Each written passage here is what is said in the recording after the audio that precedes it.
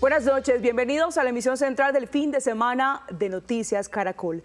Estamos ya listos para iniciar en los próximos minutos el debate Colombia decide su seguridad ambiental, en el que nos acompañarán varios de los candidatos presidenciales para hablar de este tema que nos compete a todos. Pero primero vamos con las noticias de Caracol del día y comenzamos hablando de los más de 90 pasajeros de 19 nacionalidades que fueron evacuados del crucero afectado por un brote de hantavirus. Desembarcaron en España y fueron devueltos a sus países de origen. Aquí les contamos cómo va el proceso. Por mar, tierra y aire, así fue el despliegue para evacuar a unas 150 personas que hoy vuelven a su país, tras casi un mes de angustia por un posible brote de hantavirus. En lanchas con no más de 7 ocupantes, tapabocas y un traje de bioseguridad, llegaron a Tenerife pasajeros de 23 nacionalidades, desde canadienses hasta británicos. Nuestras recomendaciones para los pasajeros y la tripulación a bordo son que se sometan a un seguimiento activo, lo que significa controles de salud diarios. La evacuación comenzó con 14 españoles y un epidemiólogo de la Organización Mundial de la Salud trasladados a un hospital de Madrid para la cuarentena. Ya en el aire, las autoridades francesas confirmaron que uno de los pasajeros tenía síntomas. Ha presentado síntomas que podrían asemejarse a los del hantavirus. Tendremos que esperar 24 horas para conocer los resultados.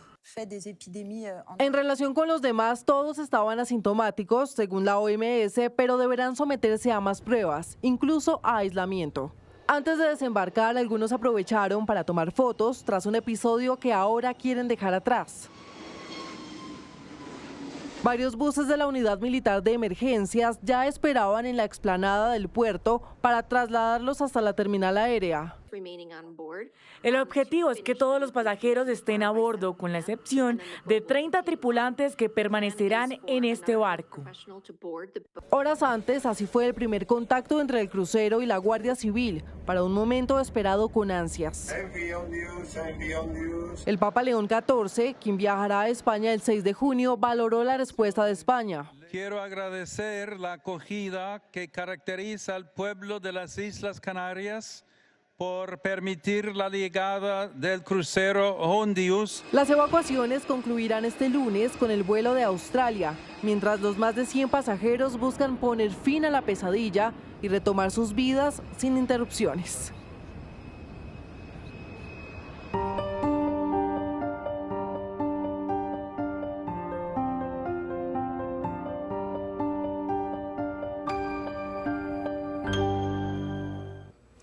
Colombia despide a Germán Vargas Lleras. El cuerpo del político colombiano permanece en el Palacio de San Carlos y allí se encuentran nuestros compañeros Catalina Vargas y Luis Eduardo Maldonado. Buenas noches.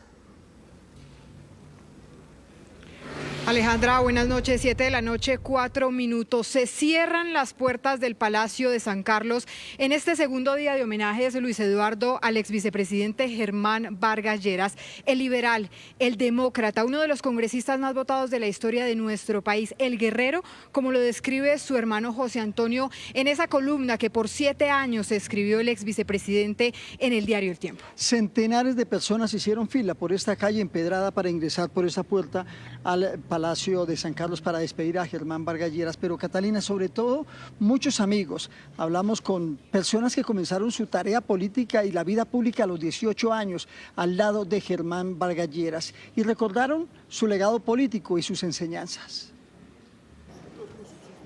En medio de flores, abrazos y recuerdos, así transcurrió el segundo día de velación del exvicepresidente Germán Vargas Lleras en la entrada al Palacio de San Carlos, el lugar que lo vio crecer y en donde dio su primer discurso político. Hoy lo recuerdan sus más cercanos amigos. Nuestras familias eran muy amigas y Germán nos íbamos de paseo con las familias desde que éramos unos niños, así que, pero en esa época yo no era tan amiga de él. Fue luego a los 18 años cuando me llamó para que me metiera en la política.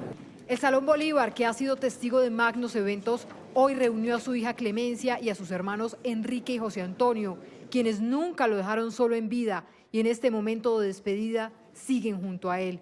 Y para acompañarlos llegaron varios de los amigos y compañeros de vida de Vargas Lleras, quienes recordaron sus triunfos y también sus sinsabores.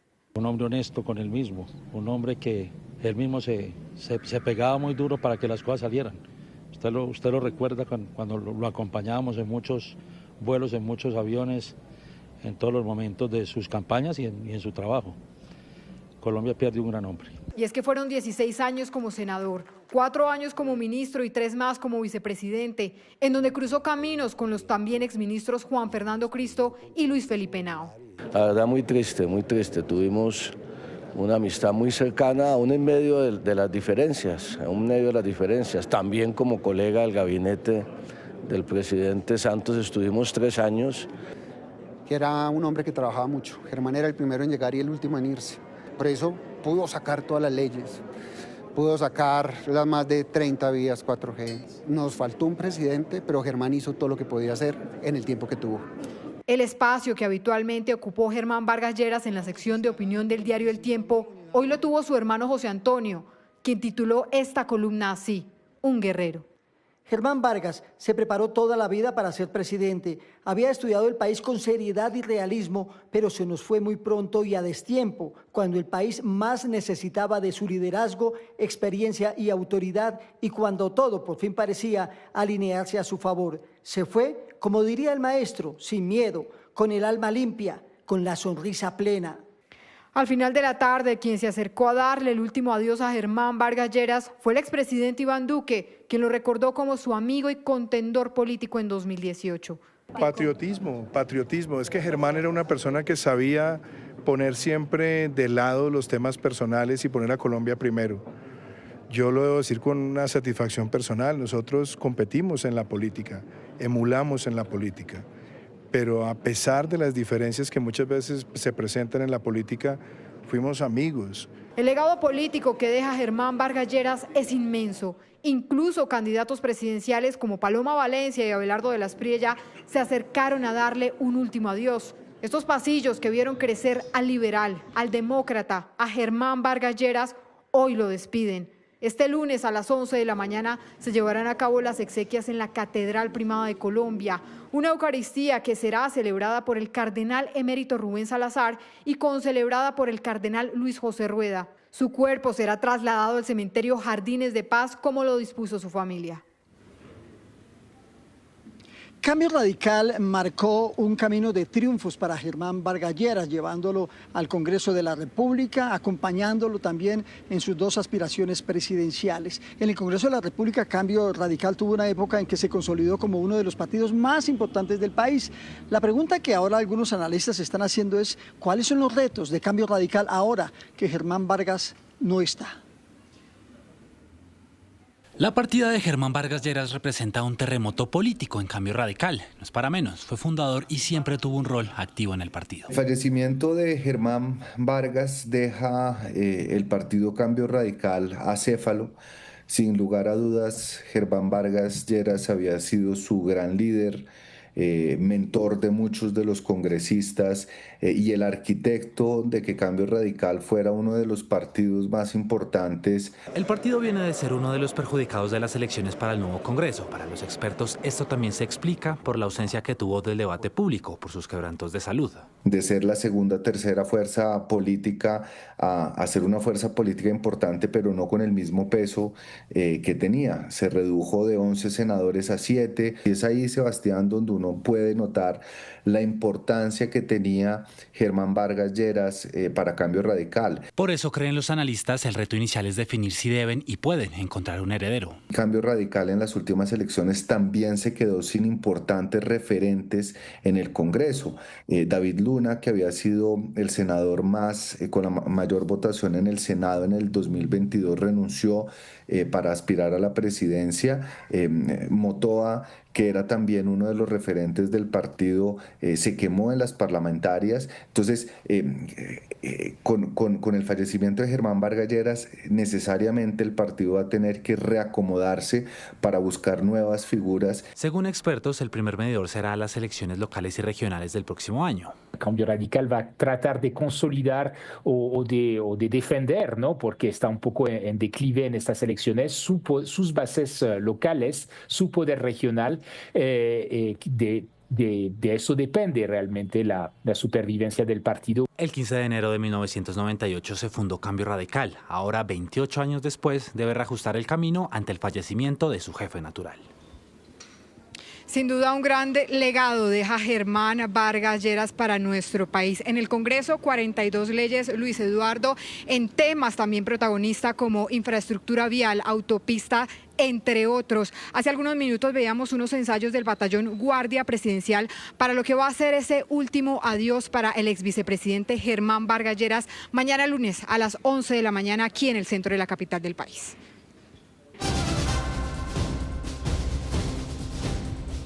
7 de la noche, 12 minutos. Se cumplieron las honras fúnebres de Mateo Pérez, el periodista de 24 años de edad, que fue asesinado por las disidencias de alias Calarcá mientras ejercía su labor en zona rural de Briceño. La moto del comunicador fue recuperada en las últimas horas. Así despidieron a Mateo Pérez, el periodista de 24 años asesinado en Briceño. Con dolor sus seres queridos le dieron el último adiós. Es muy conmovedor, muy triste. Un muchacho estudiaba ciencias políticas y fuera de eso el periodismo. Muy inteligente. En el cementerio El Carmen de Yarumal reposa el cuerpo de este joven apasionado, que quería escribir el mejor reportaje de todos. Sin embargo, la delincuencia que ha arrebatado miles de vidas en esta subregión cobró la de él también. Un hijo que ha vivido con nosotros y era el menor, y como todo padre pues nos hace falta el niño. Que se esclarezca el crimen y que por favor se cuiden, sobre todo ustedes los periodistas, también les pedimos que se cuiden mucho para que no se conviertan en los Mateos de este país. En el parque de Yarumal, de donde era oriundo, vecinos y amigos se reunieron para rechazar este crimen. A doña Gloria, la profesora, precisamente hoy en el Día de las Madres, la mejor forma de honrar a las madres como ella, a Mateo, es que la fuerza pública entre con contundencia en Briceño y neutralice a los criminales asesinos de Mateo. En las últimas horas fue recuperada la moto en el que el periodista viajó a zona rural de Briceño a hacer reportería. Este es uno de los recuerdos a los que hoy sus familiares se aferran. Siempre que existía una controversia en las entidades públicas, él estaba atento, indagando, buscando la verdad. Definitivamente era un joven que no le hacía mal a nadie. Las autoridades señalaron a alias Chalá como presunto responsable del crimen.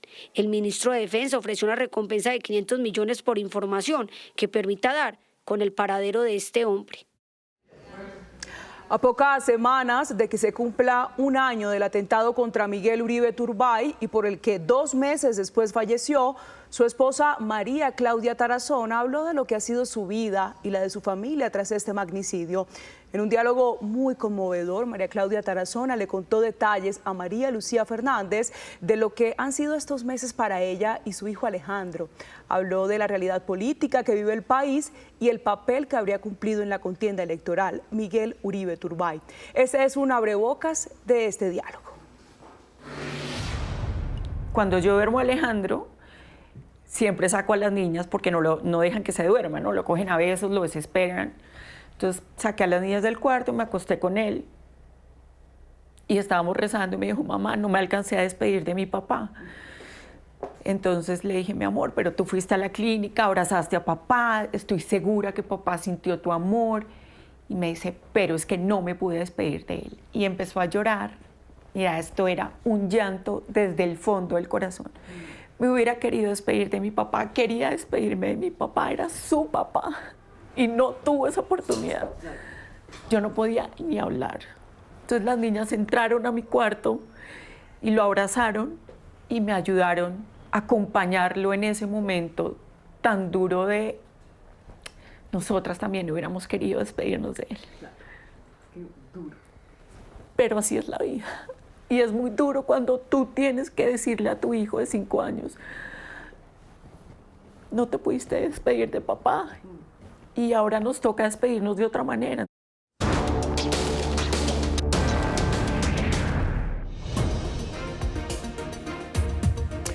Son las 7 de la noche, 30 minutos. ¿Qué tal, Colombia? Muy buenas noches. Estamos exactamente, María Alejandra, ¿cómo le va? Muy buenas noches, Juan Roberto, ¿bien? Otra vez aquí en esta recta final hacia las elecciones presidenciales. Estamos a 3 semanas de que los colombianos acudamos a las urnas para escoger presidente en la famosa primera vuelta presidencial. Y en esa carrera hacia la presidencia, pues seguimos en nuestra cadena de debates de temas cruciales y fundamentales para todos los colombianos y que merecen ser discutidos con quienes aspiran a gobernar a Colombia, María Alejandra. Y el tema que hoy vamos a tocar sí que es fundamental y es el del medio ambiente, la seguridad ambiental, un tema que es urgente, crítico y estratégico. Tiene que ver, por supuesto, no solamente con la conservación, tiene que ver con lo que comemos, con lo que vestimos, con el celular que tenemos, con el alimento y con el aire que respiramos. Tiene que ver con todo el medio ambiente y justamente las políticas públicas que se tomen en cuestión de prevención y también para reparar los daños que hasta este momento se están produciendo en el medio ambiente en nuestro país son los temas fundamentales de los que vamos a hablar esta noche. Sí, un tema además fundamental, María Alejandra y televidentes, y es que la protección del medio ambiente está atravesando todo. La seguridad nacional, el orden público, la economía e inclusive la forma, como usted lo decía, en que los colombianos consumimos en nuestro país. Control territorial, seguridad, soberanía, todo está mediado justamente hoy por esa pelea que hay por los recursos naturales y que está obviamente entrando en el periodo del poder ilegal en el país. Sí, señora. Y hay un tema clave. Quien aspire a gobernar a Colombia debe tener un mapa, una política pública clave para este tema. Recordemos que este debate de Colombia decide la seguridad ambiental lo hacemos en conjunto con la Fundación para la Conservación y el Desarrollo Sostenible, expertos que nos han ayudado a elaborar el cuestionario que vamos a desarrollar esta noche con los candidatos presidenciales. Y hemos ido hasta allí, ¿no? También hemos tenido contacto directo con muchas zonas del país que están viéndose justamente afectadas en estos temas que ya mencionábamos antes por el uso y el abuso, sobre todo, del medio ambiente. Sí, señora. Saludamos a los candidatos invitados hoy. Por supuesto, Claudia López, bienvenida, muy buenas noches, muchas gracias. Paloma Valencia, bienvenida, muchas gracias por estar aquí. Sergio Bajardo, gracias, bienvenido. Mauricio Liscano, bienvenidos ustedes a este debate de Colombia Decide sobre su seguridad ambiental. Hay que decirle a los colombianos que fueron también invitados Iván Cepeda y Abelardo de la Espriella y declinaron su invitación. Sí, señora. Dicho lo anterior, arrancamos sin mayor preámbulo. Las reglas son muy sencillas. Vamos a hacer preguntas generales y preguntas específicas de unos temas claros y claves, como lo decíamos, para este asunto fundamental, que es el de la seguridad medioambiental. Arranquemos con una pregunta general, María Alejandra, de una vez. Y esta pregunta tiene que ver con mirar y definir las prioridades que cada uno de ustedes tienen en esta materia. Va a orientar sus decisiones en materia ambiental el modelo que seguramente cada uno de sus equipos habrán discutido, habrán llegado a un enfoque. Les hago la siguiente pregunta: ¿protección ambiental subordinada al crecimiento económico o crecimiento económico subordinado a la protección ambiental? En uno, la prioridad es la economía, en el otro, la prioridad es la protección. Claudia, adelante. Claudia López, bienvenida. María Alejandra, a todos mil gracias, buenas noches, feliz día a todas las madres de Colombia que cuidan a su familia y que también cuidan nuestra naturaleza. Yo creo, María Alejandra, que ese es un falso dilema. El desarrollo sostenible, el que es compatible con la vida, con el agua, con la protección de la biodiversidad, que es nuestro mayor orgullo y patrimonio, es la única alternativa que tiene Colombia para sacar a la gente de la pobreza. Más de la mitad de los colombianos viven aún en la pobreza, muchos con hambre. Más de 8 millones no tienen seguridad energética. Miles de personas, millones de personas que nos ven en el Caribe pagan unas tarifas absurdas de energía. Se deforestan por parte de los grupos criminales nuestras selvas, se arrasan nuestros ríos con mercurio y eso termina matando a los colombianos más humildes. Desarrollo sostenible, protegiendo nuestra biodiversidad, sacando a nuestra gente de la pobreza, generando oportunidades para que todos los colombianos vivamos de nuestro talento y no del subsidio de un político, es lo que nuestro programa de gobierno va a hacer posible para Colombia en los próximos 4 años. Candidata Paloma Valencia.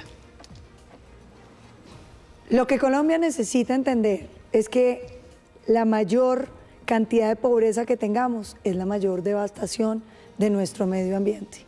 Nosotros necesitamos enriquecer este país y hacerlo de manera que protejamos el medio ambiente. Los conceptos de desarrollo sostenible del mundo han sido muy claros, es el equilibrio entre lo económico, lo social y lo ambiental. Pero tenemos que ir más allá, hay que entender que la protección ambiental no es simplemente un discurso, es un discurso que necesita recursos para ejecutarse y que esos recursos hoy vienen, especialmente podemos juntarlos del desarrollo minero energético de este país. Yo vengo insistiendo, y por eso lo propuse en el Congreso de la República, que sean precisamente las regalías, las transferencias del sector eléctrico, las que permitan que salvemos la Amazonía, las que permitan que podamos tener una Colombia que cuide su medio ambiente y que al mismo tiempo alivie la pobreza. Estas transiciones energéticas que están puestas por encima de todo son unas transiciones que desconocen la pobreza de los colombianos y que los empobrecen más y contaminan más. El turno para el candidato Sergio Fajardo. Nuestra propuesta de desarrollo productivo, y perdón, primero saludo a las madres, en particular a la mía, que me está acompañando en este momento muy lejos de acá. Nuestra propuesta de desarrollo productivo significa que nosotros vamos a incorporar las variables económica, social, política y ambiental. En ese sentido, vamos a estar en todos los territorios, identificando los potenciales, las capacidades que tiene cada territorio para articularlas de manera que hagamos inclusión social e inclusión productiva. De esa manera enfrentamos la pobreza, enfrentamos las desigualdades personales y regionales y al mismo tiempo hacemos del sector ambiental parte del motor del desarrollo de nuestra sociedad, entendiendo que tenemos que cuidar, pero sabemos y queremos y sabemos cómo hacerlo, de hacer de ese espacio una multiplicación de nuestra riqueza. De esa manera yo voy a trabajar como presidente con todos los gobernadores, con todos los alcaldes y con todos voy a tener un plan de trabajo y en ese plan de trabajo va a estar la política de desarrollo productivo donde el desarrollo ambiental es fundamental. Cierra esta primera ronda el candidato Mauricio Liscano. Bueno, yo también quiero extender un saludo afectuoso a todas las madres de Colombia, pilar de nuestra república, de nuestra sociedad. Mire, lo que yo quiero en nuestro programa de gobierno es primero proteger lo irreversible, páramos, Amazonas, fuentes de agua. Lo segundo es transformar lo posible, es decir, generar riqueza donde podamos generar riqueza manteniendo el medio ambiente, porque un buen presidente es quien mantenga la agenda del crecimiento económico y de la protección al medio ambiente. Y tercero, vamos a compensar muchas zonas donde claramente hoy no puede haber desarrollo económico como pago por servicios ambientales, como ayudarle a muchas comunidades indígenas para que puedan proteger el medio ambiente. Luego, nuestra filosofía es no un ambientalismo que atrase el desarrollo, sino por el contrario, una defensa del medio ambiente que nos permita crecer sosteniblemente y no destruir nuestros recursos naturales. Muy bien, surtida esta primera ronda, y lo hablábamos con los expertos de la Fundación para la Conservación y el Desarrollo Sostenible, María Alejandra, televidentes y candidatos, establecimos 3 temas claves, y uno de ellos, hoy muchos colombianos no lo saben. En su plato de su mesa, cuando comen carne de res, buena parte de esa carne viene de zonas deforestadas y ese es un tema que hoy se llama técnicamente trazabilidad ganadera, saber de dónde viene la carne, mucha de ella viene de zonas deforestadas, María Alejandra. Y recientemente en el Congreso de la República, después de un largo camino, se aprobó una ley, justamente la ley de trazabilidad ganadera. Esa ley, de lo que se trata, también porque en la Unión Europea y en otros entornos habían ya puesto el ojo sobre este problema, hasta el punto de que es necesario cuidar desde que nace el animal hasta que muere. Y justamente eso, ¿qué tiene que ver con el medio ambiente? Pues que hoy en nuestra Amazonía hay más espacios, hay más deforestación, producto de tener, digamos así, terrenos, ya vamos a hablar en términos muy técnicos, para el ganado que para, por ejemplo, los cultivos ilícitos. Julio César Vallejo es un pequeño ganadero en el departamento de Guaviare. Tiene sus reses en una zona declarada reserva forestal, pero al mismo tiempo es reserva campesina. Más allá de la contradicción, lo más grave es que es uno de los lugares más deforestados del país y él lo reconoce. como la mayoría tenemos es cría de ganado, y entonces pues el ganado se va extendiendo, y entonces al extenderse el ganado es lo que nos va a obligar a deforestar. Casos como este provocaron el crecimiento del hato ganadero en zonas protegidas. Por eso, en el Congreso de la República aprobaron recientemente un proyecto de ley que busca la solución al problema, la Ley de Trazabilidad Ganadera. Va a permitir que no se pueda comercializar carne que venga, por ejemplo, del Parque Tinigua, de Picachos, de Macarena, parques nacionales naturales, donde hay 95.000 cabezas de ganado. Es decir, que hay más de 250.000 cabezas de ganado dentro de parques nacionales naturales hoy en Colombia. Eso es absolutamente inaceptable. Se trata de rastrear las reses desde su nacimiento hasta la comercialización para obtener un sello verde, garantía de buenas prácticas y desarrollo sostenible. En la región ven con buenos ojos la nueva ley. Hay que transitar hacia procesos de economía sostenible y buscar que nuestras familias diversifiquen su producción a partir de todo lo que se encuentra no solamente en el pasto, sino también en el bosque. Para hacer el seguimiento a los bovinos, la ley dice que cruzará información del Instituto Colombiano Agropecuario, ICA, el IGAT, que adelanta el catastro multipropósito, y el IDEAN, que monitorea las selvas vía satélite. Desde Friogán, gremio que agrupa frigoríficos y se encarga de la comercialización de productos cárnicos, apoyan la iniciativa. Garantizar que todos los animales, todos los bovinos en Colombia tengan control de dónde están y cómo se mueven dentro del país, nos va a garantizar que esa clandestinidad en el sacrificio y comercialización de carne ilegal sea controlada. Nos va a garantizar que podamos saber de qué predios provienen los animales. Pero también les preocupa que instituciones como el ICA no tienen la fortaleza en sus soportes de información, que el catastro multipropósito tenga un bajo nivel de implementación. Por eso su gerente deja estos interrogantes. ¿Está dispuesto el gobierno que viene a fortalecer una institución como el ICA para que pueda ejercer su función y realmente pueda interoperativizar su información para generar una trazabilidad? ¿Está dispuesto a financiar la trazabilidad? Los distintos actores del proceso sostienen que la nueva ley es una gran herramienta, pero todavía es largo el camino para implementarla y hacerla realidad en los territorios. Sí, es que esta es una ley que tiene muchas aristas. Solamente el Congreso se demoró 5 años en sacarla adelante. La Unión Europea duró desde el año 2024 generando también normas muy estrictas para proteger el medio ambiente y verificar de dónde viene esa carne. Arrancamos esta ronda con la candidata Paloma Valencia y la pregunta es, como presidenta, si llega a ser elegida presidenta, ¿cómo aplicaría esa ley, candidata? ¿Cómo se hace realidad? Bueno, yo olvidé saludar a las madres, pero no puedo dejar de hacerlo porque yo estoy segura que todas las mamás de Colombia hoy nos levantamos con un desayuno en la cama, una tarjeta y una manualidad hecha por nuestros hijos, y desde aquí les mando todo nuestro cariño y la admiración porque hacen el trabajo más importante, ser mamás. Yo creo que esta ley es importante, Juan Roberto, pero esto no resuelve el problema. Esta es una ley que le dice al comprador qué es lo que está comprando, pero el problema es ese campesino que acabamos de ver, que está en lo que llamamos la frontera agrícola. Y para poder lograr que ese campesino no deforeste más, lo que necesitamos es, primero, que se convierta en una familia guardabosques, es decir, que pueda encontrar unos ingresos que no signifiquen simplemente tener el ganado. Y aquí hay una falla estructural que ha tenido el gobierno colombiano. ¿Cómo es posible que una hectárea deforestada que pueda albergar hasta 2 vacas produzca más que una hectárea de selva?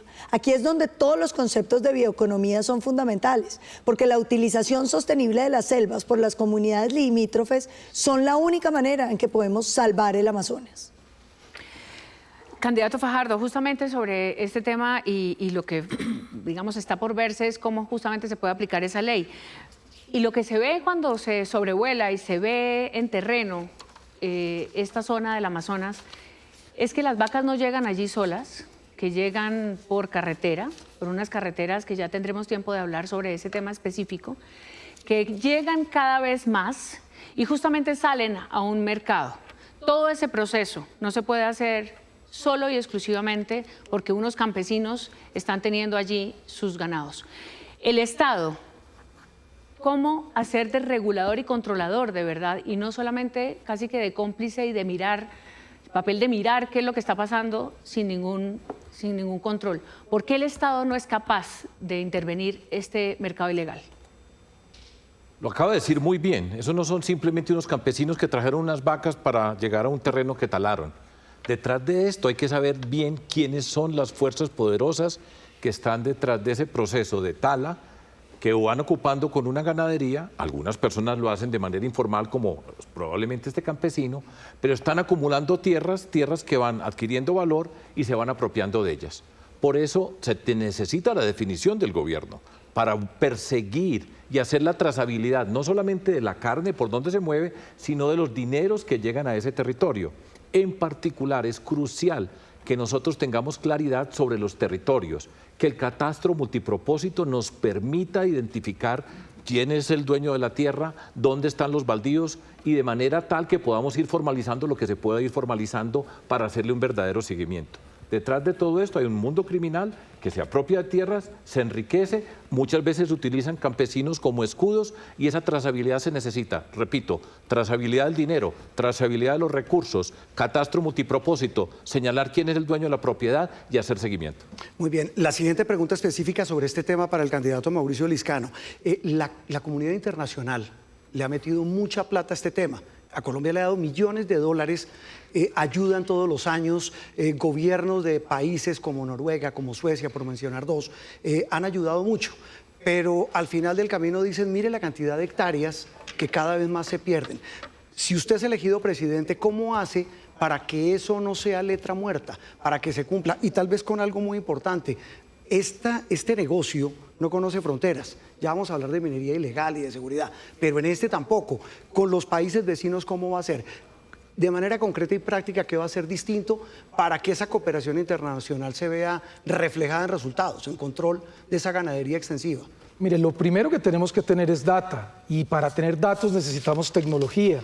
Hoy le da más un informe que lo saca cada 3 meses y realmente no dice nada, pues dice los núcleos, que 21 núcleos lo están haciendo. Mire, hoy con satélites de baja órbita nosotros podemos revisar en tiempo real dónde se está deforestando, y en ese mismo tiempo real el Estado tiene que enviar grupos élites.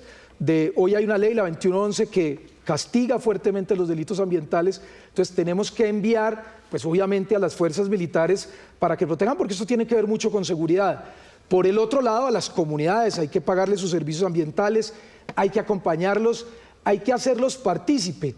Y finalmente, pues hay que trabajar con los países vecinos, con Perú, con Brasil, con Ecuador, porque los límites de los delincuentes no tienen fronteras, pues el Estado para proteger el medio ambiente tampoco. Con ellos tenemos que hacer acuerdos binacionales, trazabilidad de recursos, proyectos de vacunación con Internet de las Cosas para saber dónde están vacunando, y si están vacunando en esas zonas poderlas proteger. Y por supuesto ya lo que es la ley, que es lo que dice María Alejandra, pero la ley no soluciona el problema por sí solo. Eso es más trazabilidad de los compradores. Ya vendremos con muchas contrapreguntas para el debate después. Candidata Claudia, justamente hablábamos de la preponderancia que hay en la dieta colombiana de la carne. Es esencial, y se calcula que en el suroccidente del país el 40% de la carne viene de estas zonas de deforestación. También hay un porcentaje muy alto en Bogotá, se habla de alrededor de un 20%. ¿Qué responsabilidad le cabe al consumidor? Y cómo cambiar la conciencia para que en este país, que tenemos que ser conscientes de tantas cosas, de tantos problemas, tengamos un cambio de cultura, si se quiere, al entender que ese consumo tenemos la posibilidad de exigir que no venga de estas regiones de deforestación. Pues, María Alejandra, eso es lo que la ley va a permitir. Yo francamente creo que los culpables no son los consumidores, pero estoy segura que cualquier colombiano, si tiene la información en el etiquetado, como pasa con otros productos, pues comprará una carne confiable. Pero aquí hay dos problemas. Uno, los grupos criminales. Yo creo que la gente de parques nacionales hace una tarea extraordinaria, pero no pueden seguir siendo solamente unos civiles con un chaleco enfrentando al clan del Golfo y a las disidencias que deforestan. Necesitamos, y yo voy a crear como presidenta, una guardia forestal de la Policía Nacional que sancione, que tenga todas las capacidades en terreno, que le dé plazos perentorios a ese ganado criminal. O lo sacan en pie o lo sacamos en canal, pero no podemos seguir permitiendo que usen el ganado además como una forma de acaparación de tierras para lavar otras rentas criminales. Ahora, para la gente como los campesinos que vimos, hay un doble problema. Por un lado, la derecha de este país que se ha opuesto sistemáticamente a una reforma agraria. Ese campesino no estaría deforestando el Amazonas si tuviera un predio en los valles interandinos. Hay que continuar con la reforma agraria, con la entrega de tierras, con la asistencia técnica. Y por último, tenemos que lograr también tener un gran programa de mujeres que reverdecen, las mujeres indígenas, las mujeres campesinas. A propósito que nombras a Bogotá, el 24% del agua de Bogotá, de la lluvia de Bogotá, viene del Amazonas. Los bogotanos deberíamos pagarle los servicios ambientales a esas mujeres indígenas y campesinas para que reforesten la tierra donde sacamos el ganado. Todas esas acciones comprensivas van a permitir que controlemos la deforestación, que tengamos conciencia sobre qué estamos consumiendo y que entre todos protejamos nuestro patrimonio ambiental. Abrimos el debate sobre este tema y aquí hay un aspecto que puede ser bien interesante y quisiera oír la opinión de cada uno de ustedes en la medida en que el tiempo lo permita rápidamente, y es la relación con los entes territoriales, porque es que esta es una ley nacional, pero hay gobernadores, hay alcaldes, hay concejales, hay diputados, y sin estigmatizarlos, pero de todas maneras esta maquinaria, lo decía Sergio Fajardo, es muy grande. ¿Cómo se puede complementar una ley nacional con las realidades de las regiones? Ese ganado está saliendo para muchas regiones del país. ¿Quién quiere arrancar? Rápidamente. Candidata Paloma Valencia, y ya les doy la palabra a los demás. Lo primero es que lo que está diciendo la doctora Claudia no es cierto. En el gobierno de Iván Duque, solo por dar una cifra, se entregaron titularizadas más de 1 millón de hectáreas y hectáreas nuevas entregadas a los campesinos fueron 723.000. Lo que pasa, doctora Claudia, es que nosotros tenemos un frente colonizador que tiene que ver con los negocios de acaparamiento de tierras, pero que tiene que ver con los negocios de narcotráfico que están precisamente en la frontera agrícola. Uno de los temas que hay que pensar es cómo se desactiva la frontera agrícola.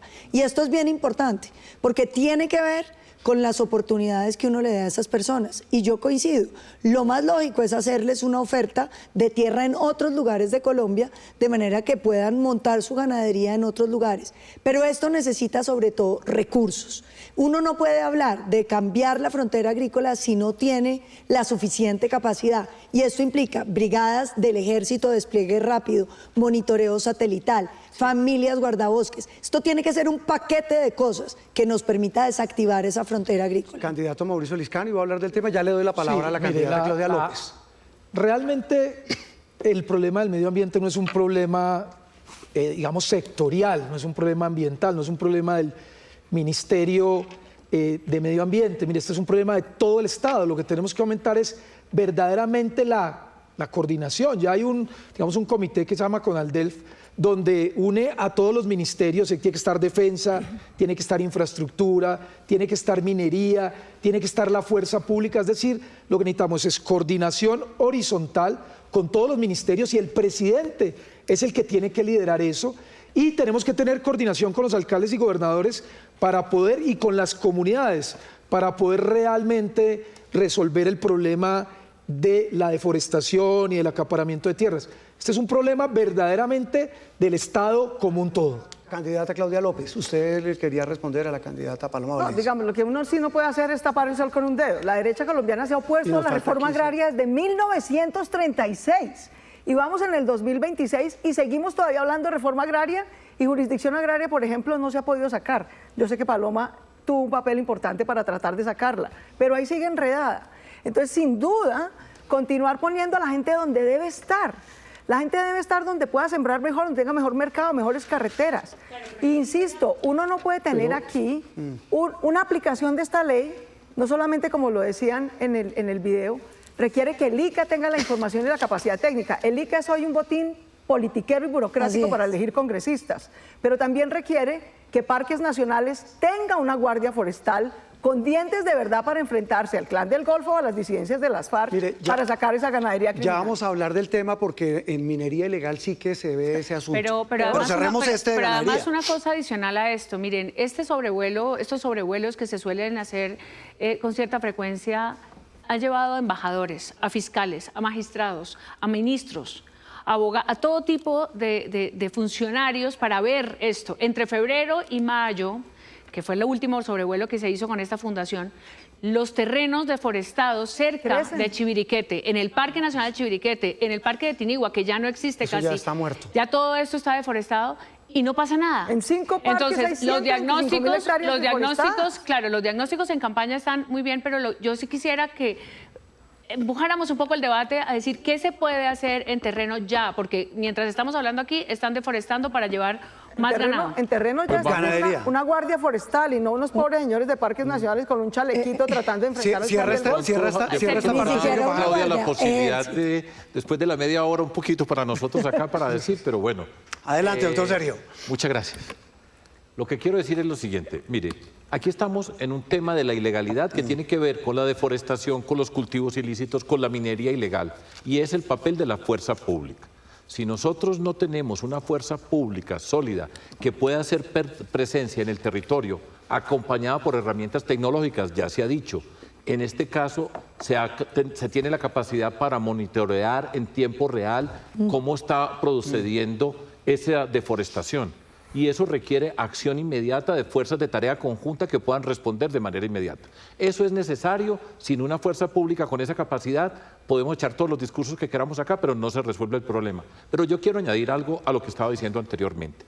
El catastro multipropósito nos permite a nosotros cerrar de una vez por todas las características de nuestro territorio, hacer un ordenamiento territorial, adjudicar los baldíos y con estos grupos que están trabajando allá sobre ese territorio de definir, se tiene que reforestar, se tiene que regenerar, existe la posibilidad de hacer ganadería de una forma distinta, con silvopastoreo, de manera que se puedan utilizar herramientas y esas comunidades no queden a la deriva y que podamos construir un mundo legal dando las herramientas técnicas. De esa manera, porque la mejor forma de proteger el territorio es cuando una comunidad, unas personas son dueñas de ese territorio. Cuando tienen propiedad, son las que mejor cuidan. Y eso es lo que podemos hacer nosotros para ir formalizando toda esa informalidad que hay allá y sacando el mundo criminal. Pero sabe, 7 de la noche, 57 minutos, saben, para el siguiente tema, eso que dicen ustedes y lo que mencionaba María Alejandra es fundamental, es que haya estado.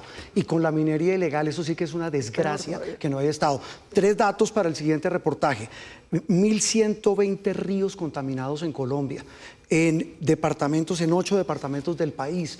La Amazonía llena de huecos. El sur del departamento de Antioquia. A este muchacho Mateo, lo mataron las disidencias que protegen esa minería ilegal que está acabando. Fueron declarados gestores de paz por parte de este gobierno. Sí, exactamente. Es un tema del que ya hablaremos y el que vemos en el siguiente informe. Las dragas se mueven a su antojo por ríos que recorren zonas de reserva forestal. Este es el panorama de casi todo el Pacífico colombiano. Por eso, afluentes como Río Quito en Chocó están seriamente afectados. El comercio ilegal del oro junto al narcotráfico es, después de la ganadería ilegal, los principales causantes de la deforestación en nuestras selvas. Pero no solo el oro, sino otros minerales estratégicos, cuenta Rodrigo Botero, director de la Fundación para la Conservación y el Desarrollo Sostenible. Estamos hablando del coltán, estamos hablando del estaño, estamos hablando probablemente de minerales radiactivos que estén empezando a aparecer en el mercado ilegal provenientes de estos territorios. Ese es el gran motor de tracción económica que genera el proceso después de ampliación de la frontera agropecuaria. En el caso del oro no existe un marco internacional claro que obligue a compradores a responder por la trazabilidad del mineral, asegura Steve Hesch, ex consultor de la ONU y experto en mercados ilegales de minerales. Faltan muchas veces un marco para responsabilizar a compradores, exportadores, importadores, por la debida diligencia que tiene que hacer sobre la proveniencia de su oro. Falta un marco a nivel nacional como a nivel regional que genere una responsabilidad tanto penal como ética. Aunque desde hace más de 20 años, dice Hesch, existe un marco internacional que pone la lupa a suministros del oro provenientes de zonas de conflicto armado, en la práctica no ha sido eficiente. Y estamos en una trayectoria progresivamente empeorando y agravando no solamente los daños ambientales, daños en salud pública para comunidades mineras, pero también, por supuesto, en el financiamiento de grupos armados y crimen organizado. Prueba de ello es la reciente denuncia del New York Times, uno de los medios más influyentes de los Estados Unidos, que reveló la compra de oro a paramilitares colombianos por parte de la Casa de la Moneda, una oficina del Departamento del Tesoro, es decir, como nuestro Banco de la República. Necesitamos que ellos también fortalezcan sus sistemas de trazabilidad, que ellos hagan un mejor trabajo sobre el origen del producto que están comprando. Hoy día Estados Unidos es el principal comprador del oro colombiano, entonces vemos que parte del problema está con Estados Unidos y también parte de la solución a esas problemáticas tiene que estar con los Estados Unidos. El oro ilegal es el motor de las finanzas de los grupos armados y una fuente infinita de lavado de sus recursos, dice la experta. Se está lavando el dinero producto de esta economía ilícita en centros financieros internacionales como Nueva York, Miami, Londres y más. Entonces no es solo financiarlo, también es lavar las ganancias ilícitas y de esa manera facilitarlo y perpetuarlo. Estos expertos coinciden en que si la comunidad internacional no asume su responsabilidad en la trazabilidad de estos minerales estratégicos, la máquina deforestadora seguirá avanzando en nuestras zonas protegidas. 94.000 hectáreas es el cálculo de la deforestación por el oro. Candidato Fajardo, ¿qué responsabilidad, justamente acabamos de ver en este informe, tiene la comunidad internacional? ¿Cómo Colombia le puede exigir a empresas y a países para que se detenga esta compra del oro ilegal, que ya sabemos todo el daño que le está haciendo al país? Nosotros podemos exigir, pero lo primero que tenemos es que exigirnos nosotros. Porque hay una minería ilegal en Colombia. Yo tuve la experiencia como gobernador, por ejemplo, en el Bajo Cauca, que es uno de los sitios neurálgicos con respecto a la minería ilegal, donde están los grupos criminales. Y nosotros tenemos que hacer todo el esfuerzo y, de nuevo, necesitamos una fuerza pública sólida, preparada para enfrentar este tipo de delito. Una de las condiciones es que tengamos una inteligencia que haga interdicción antes de llegar al lugar. Ustedes ven unas máquinas extraordinarias metidas allá adentro y dice, ¿cómo llegó este dragón para remover la tierra, para sacar el oro? ¿Cómo llegó allá?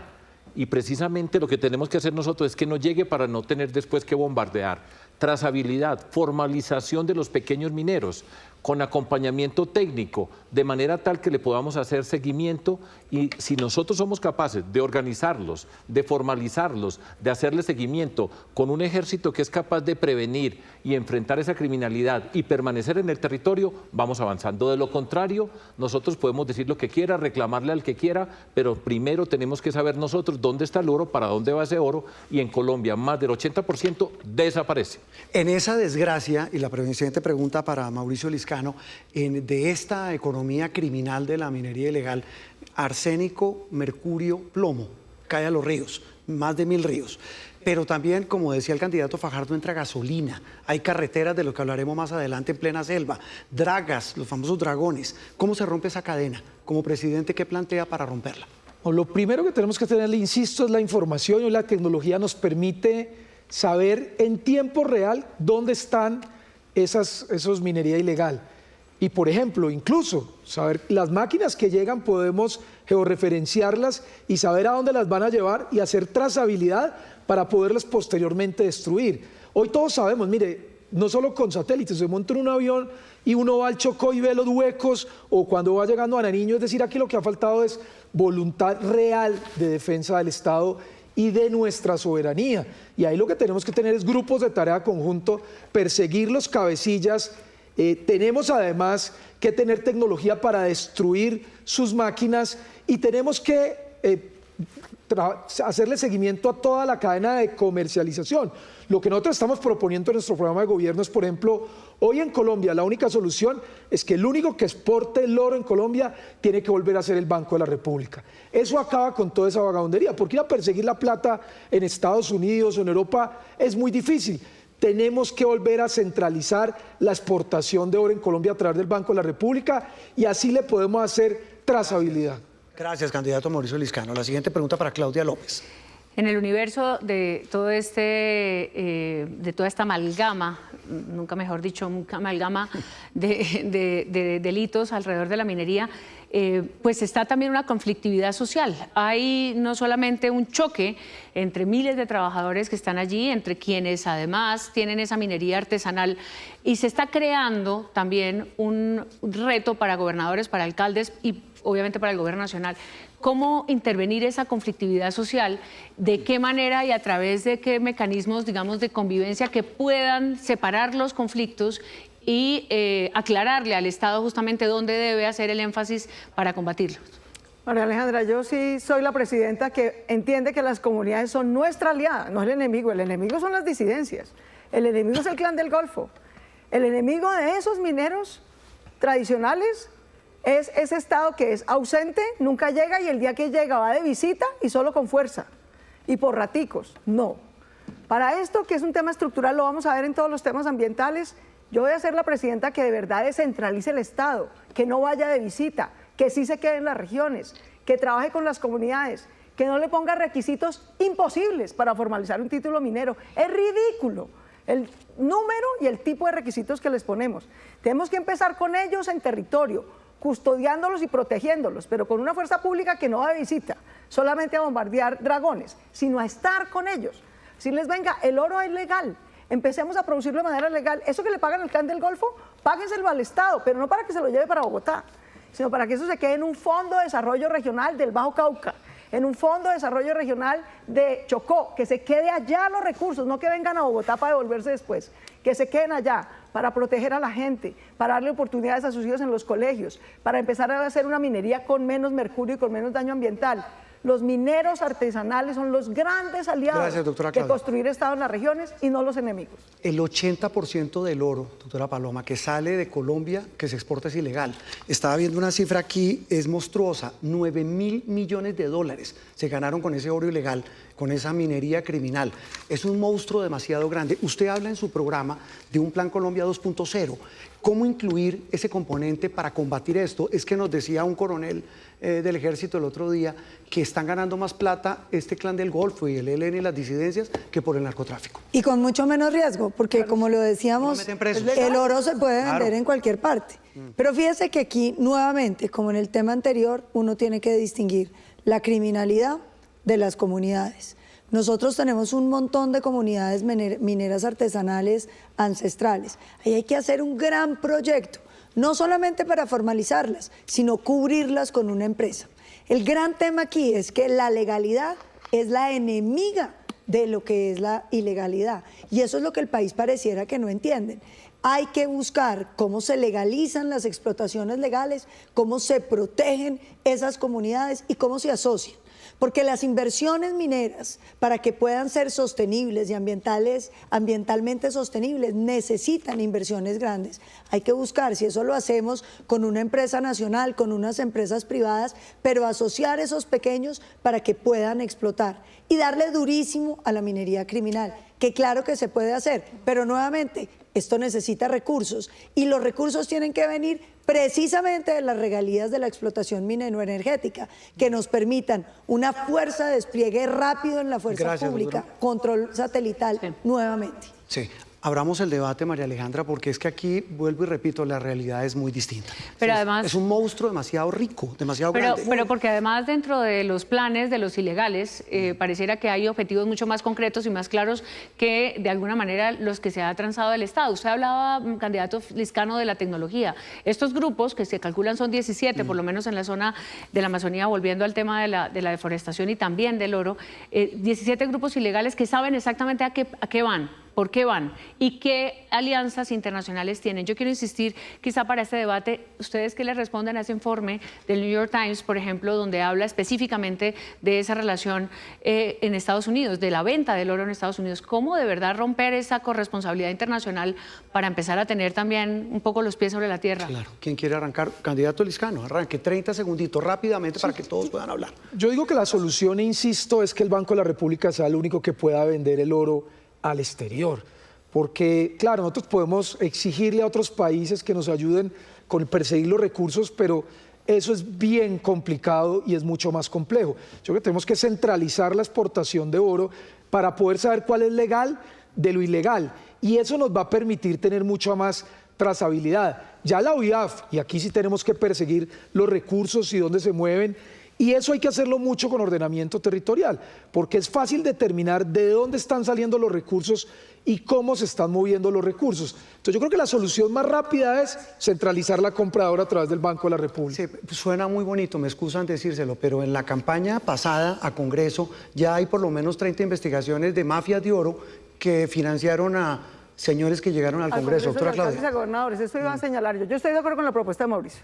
Hay que centralizar la exportación de oro en el Banco de la República, pero implica tener una trazabilidad desde donde sale. Y eso implica también una fiscalía antimafia, que hay un problema de corrupción infinito, de corrupción en la fuerza pública, de corrupción en las élites locales, de corrupción en alcaldes y gobernadores locales, que obviamente se benefician y se hacen los de la vista gorda. Un dragón de estos no es un alfiler, pues no, llega por una carretera, todo el mundo lo ve pasar y nadie hace nada. Entonces, parte de la solución en esto, como en todas las mafias, es crear una fiscalía antimafia, no solamente fortalecer la fuerza pública y tecnología, que les quite toda la plata y que se alíe con las organizaciones de mineros artesanales formalizadas para que ellos tengan un reporte y le vendan al Banco de la República y no al crimen organizado. Doctor Sergio.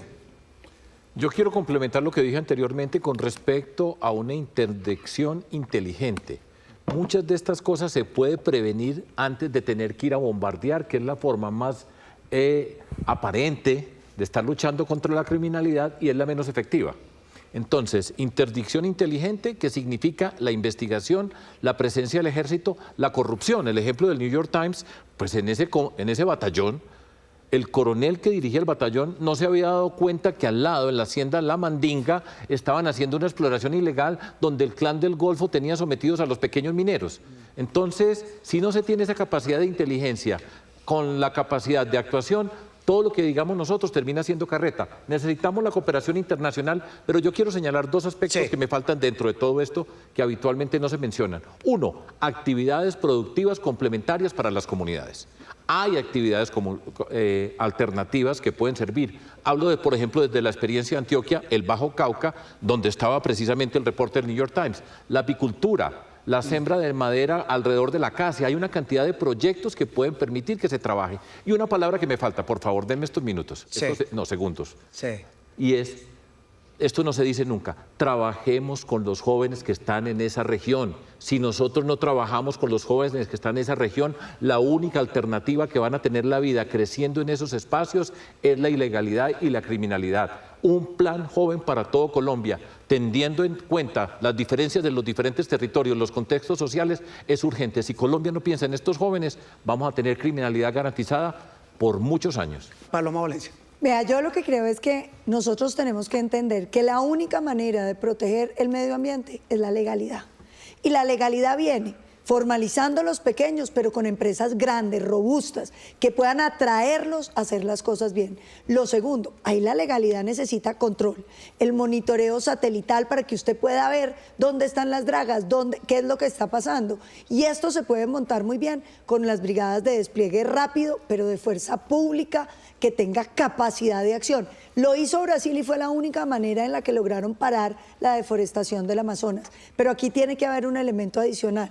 Claro que hay que complicar la exportación del oro, pero decir que el Banco de la República lo va a comprar y que los mineros ilegales van a ir a venderlo, no es verdad. Lo que va a pasar es que lo van a sacar como la droga en lanchas. Entonces, aquí tenemos que ser mucho más conscientes de que la única manera es reemplazar todo lo ilegal por minería legal controlada.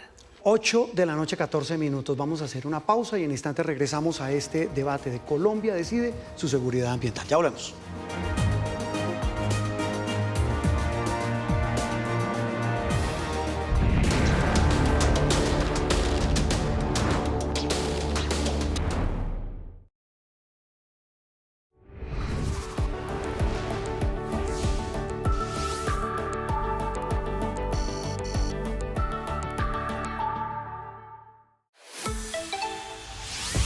Las noches en Noticias Caracol en vivo son de información y opinión.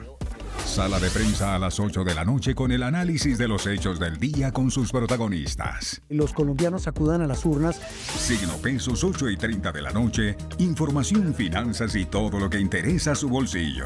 Llamado a que garanticen la seguridad. Noticias 9 de la noche, el resumen del día en Colombia y el mundo. Lamentablemente, las acciones terroristas no paran. La entrevista a las 9:30 de la noche, puntos de vista de grandes personajes. Haciendo uso de los recursos que la ley nos permite. Y los viernes, perspectiva mundial a las 8 de la noche con los temas más relevantes y actuales que nos impactan a nivel global. Se han desarrollado legislaciones nuevas en infraestructura. Conéctese con nosotros. Estamos en YouTube y en Ditu. Somos Noticias Caracol en vivo.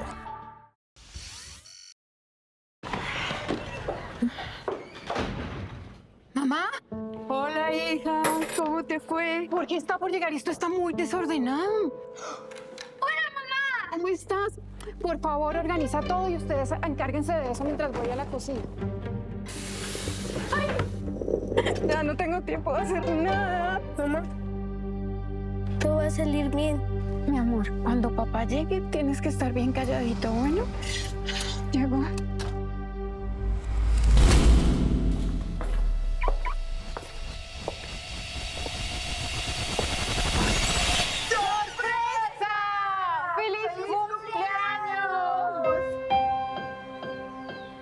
Que ellos no lo vivan no significa que no pase.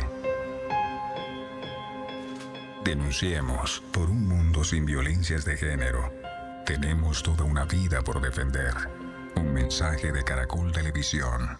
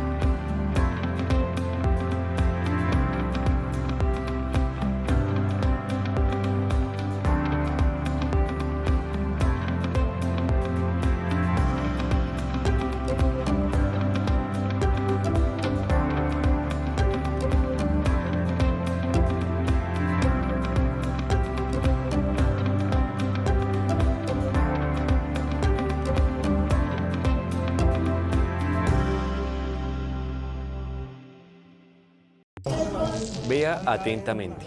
Esta familia de 4 personas que ve junto al vehículo blanco fue asaltada en pleno espacio público, frente a un reconocido restaurante del norte de Bogotá. Delincuentes armados a los que ve usando tapabocas, gorra y guantes bajaron de un Mazda 3 rojo y sin mediar palabra los encañonaron para posteriormente darse a la fuga. Tras la huida, la cámara de uno de los clientes del conocido restaurante enfoca a las víctimas, quienes quedaron paralizadas y en pánico junto a un andén. Pero no todos los casos ocurren cuando los vehículos se encuentran parqueados. Miren con atención el siguiente video en el que se logra evidenciar cómo un vehículo es frenado en uno de los semáforos de la capital del país. En la localidad de Fontibón, ladrones que se movilizaban en el carro negro que ve en pantalla esperaron a que un vehículo parara por la señal semafórica para cerrarle el paso. Tan pronto como el conductor se detuvo, del vehículo de los delincuentes salieron 4 personas, las cuales, fuertemente armadas, rodearon a la víctima y la obligaron a bajarse del auto para escapar junto con el vehículo hurtado. Pero ¿por qué el robo de carros es una de las problemáticas más preocupantes para los habitantes de Bogotá? Veamos las cifras. Durante 2025 se reportaron 3.316 hurtos de automotores en Bogotá. Las localidades más afectadas fueron Kennedy, con 629 casos, Engativá, con 378 y Puente Aranda, con 350 denuncias. Cerca del 70% de estos hurtos automotores se presentan bajo la modalidad de jaloneo. La teniente coronel Natalia Andrea Borda, comandante de Policía Comunitaria de Bogotá, explica este método. Consiste cuando dejamos los vehículos parqueados en vía pública o en los andenes, los decimos 5 minuticos, 10 minuticos entro y salgo, y ese es el momento en que los bandidos, los delincuentes aprovechan para con llaves maestras a ingresar al carro, lo prenden y se lo llevan. Otro momento crítico incluso para los que tienen su garaje propio consiste en bajarse y abrir la puerta de estos lugares, pues estos tiempos son aprovechados por los ladrones para cometer sus delitos. La persona, el conductor, se debe bajar del vehículo para abrir el garaje e ingresar. Entonces la sugerencia es en lo posible que haya alguien dentro de la casa que les facilite ese momento, que sea quien abra el garaje, y si no, que al bajarse el carro lo apaguen y cojan las llaves. Y si usted es víctima del robo de su carro, la precisión y la urgencia son fundamentales para que las autoridades puedan trabajar de manera oportuna. De manera inmediata, la invitación que hace la Policía Nacional es que marquen al 123 y pongan en conocimiento el hurto del vehículo, que brinden la mayor información posible, pues claramente las placas, el color, el modelo, marca del vehículo. También hagan uso de la tecnología, hoy en día hay mucha tecnología, entonces los invitamos a que pues, los vehículos tengan sus respectivas alarmas y está funcionando de manera muy efectiva el tema del GPS. Entre enero y la última semana de abril de 2026 se han registrado 702 hurtos en la capital, un 25% menos que en el mismo periodo del año anterior.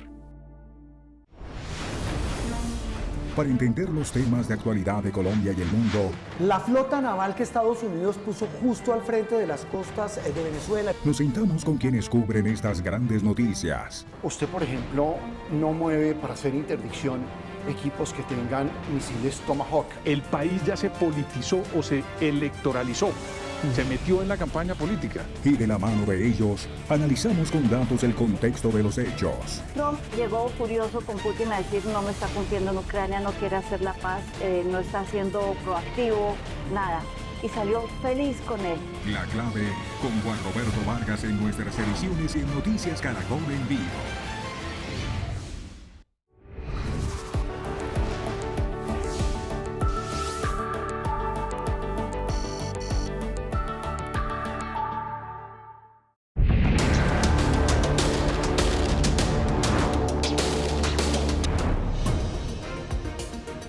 Son las 8 de la noche, 24 minutos. Estamos en el debate Colombia decide su seguridad ambiental. Es un tema muy profundo, muy complejo y como lo decíamos al arranque, pues atraviesa todos los temas del país, la economía, la seguridad. Hoy la guerra se va a definir en la Amazonía y eso es fundamental. Llega el momento de la declaración final, María Alejandra y televidentes, de nuestros invitados, los candidatos presidenciales, con una reflexión. Estamos hablando de unas nuevas generaciones que piden a gritos que se cuide la Amazonía, entre muchas otras regiones de Colombia.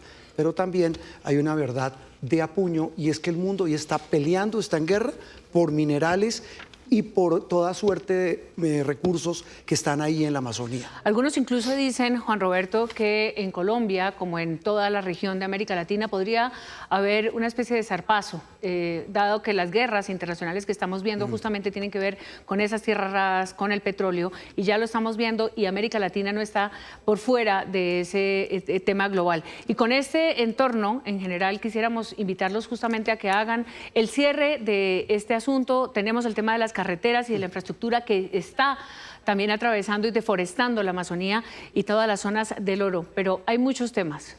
Para terminar. Muy bien, arranca su declaración final el candidato Mauricio Liscano.